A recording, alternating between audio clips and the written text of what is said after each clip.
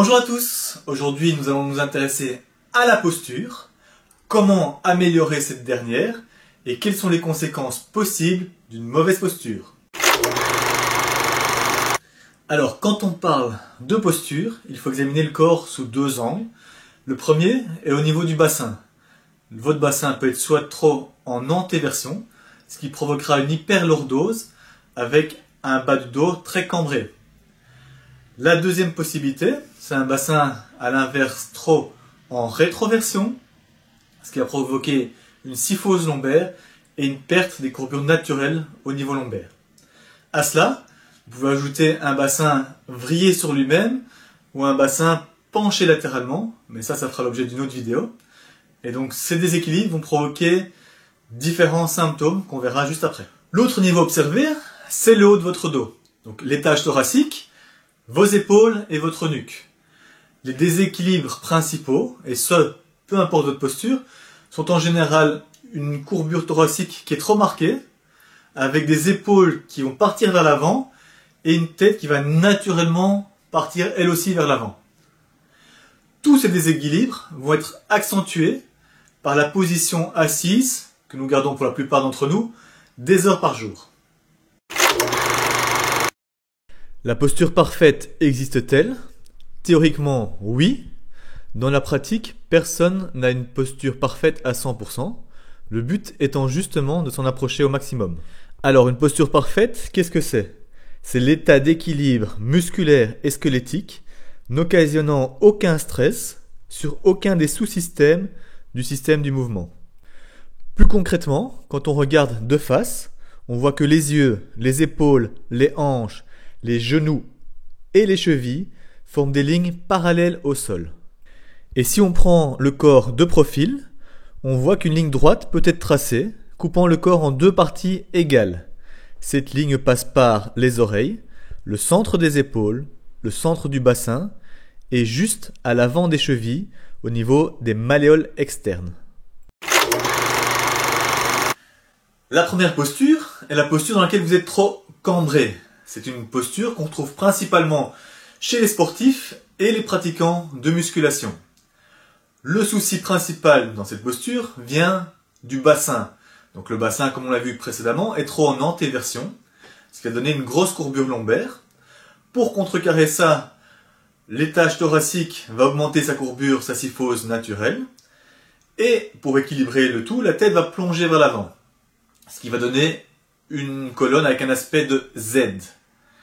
Dans cette posture, on retrouve également souvent des pieds qui partent en canard, avec un excès de rotation externe. D'un point de vue des douleurs, les personnes de cette posture présentent souvent des douleurs au niveau de la colonne, et ce à plusieurs étages. Donc ça peut être des douleurs au niveau du sacrum, au niveau lombaire, ça peut être des douleurs thoraciques ou de la nuque. Ces personnes-là présentent également parfois des douleurs au niveau du genou, à cause de fessiers qui sont inhibés. Tous ces dérèglements posturaux sont dus à des déséquilibres musculaires, avec un ensemble de muscles qui sont soit trop courts et trop toniques,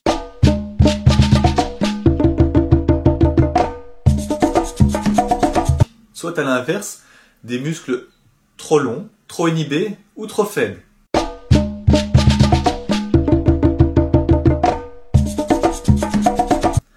Donc d'un point de vue pratique, si vous êtes de cette posture, vous devriez renforcer vos fessiers. Attention, cela ne veut pas dire que dans cette posture, vous n'avez pas de fesses, mais plutôt que de par la position du bassin, vos fessiers sont inhibés et qu'il faut donc les renforcer, mais surtout le réapprendre à être recruté de façon optimale dans votre posture et dans vos gestes au quotidien.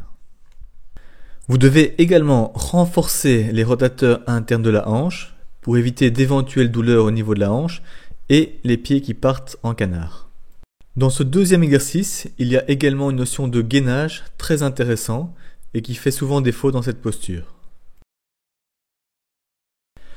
On poursuit avec le renforcement des muscles profonds autour du bassin et de la colonne, qui sont tous des muscles stabilisateurs.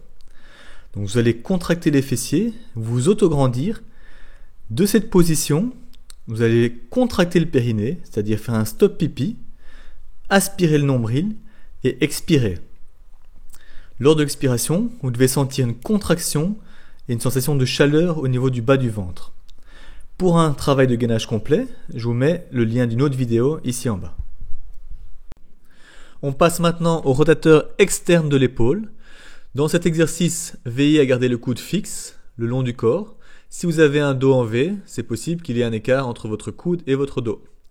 Deuxième exercice, veillez à tendre les bras devant vous lors du retour. Moi, je ne le fais pas, tout simplement pour rester dans le champ de vision de la caméra.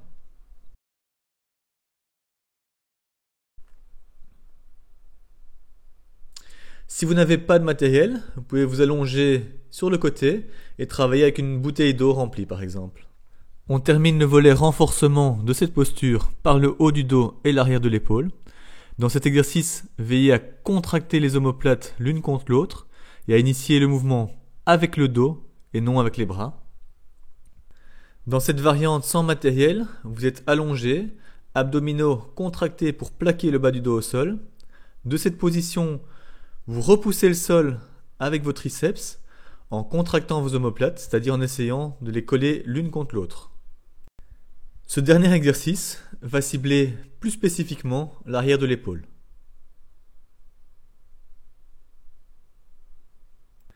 Passons maintenant aux étirements, avec les étirements des fléchisseurs de la hanche, qui sont les principaux responsables de cette posture.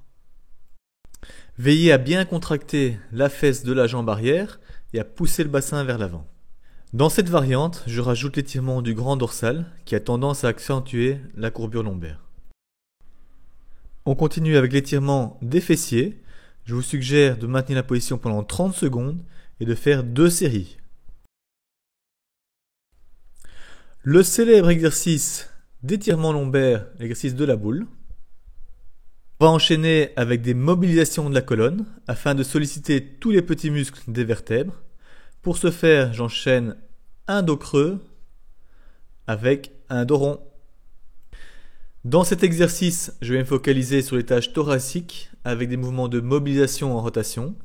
Étage thoracique qui est bien souvent trop raide et pas assez mobile, ce qui va entraîner toute une série de compensations. Étirement de la colonne et du grand dorsal. Des pecs et de l'avant de l'épaule en statique et en dynamique avec ce mouvement de dislocation que vous pouvez également travailler avec un manche à balai. Évitez de trop cambrer le dos pour pallier à un manque de souplesse au niveau des épaules. Dans la deuxième posture que nous allons voir aujourd'hui, le problème est inverse, c'est-à-dire que vous avez une grosse rétroversion du bassin avec l'effacement de vos courbures lombaires, avec toujours ce phénomène d'épaule et de nuque, de tête qui partent vers l'avant, ce qui va donner à votre colonne l'aspect général d'un C. Là encore, on retrouve toute une série de muscles qui sont soit trop faibles ou inhibés, soit trop toniques ou contractés.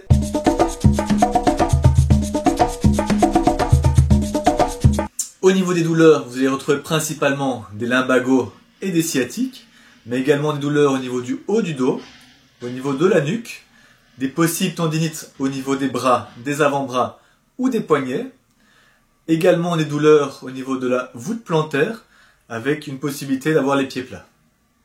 Dans cette posture, il faudra renforcer principalement les fléchisseurs de hanches. Vous pouvez le faire avec du L-sit ou une de ses progressions. Vous pouvez également faire des levées de genoux contre résistance. Il vous faudra également renforcer les rotateurs externes de la hanche.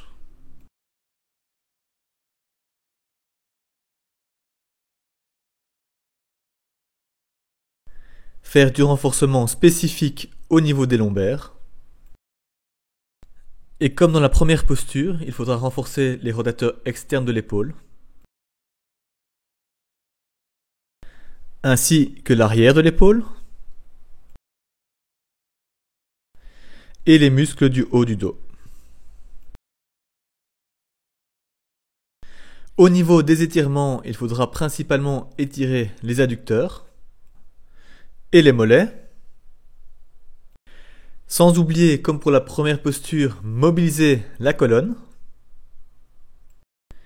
L'étage thoracique en rotation. Étirer le grand dorsal. et la face antérieure, c'est-à-dire les pectoraux et de l'avant de l'épaule.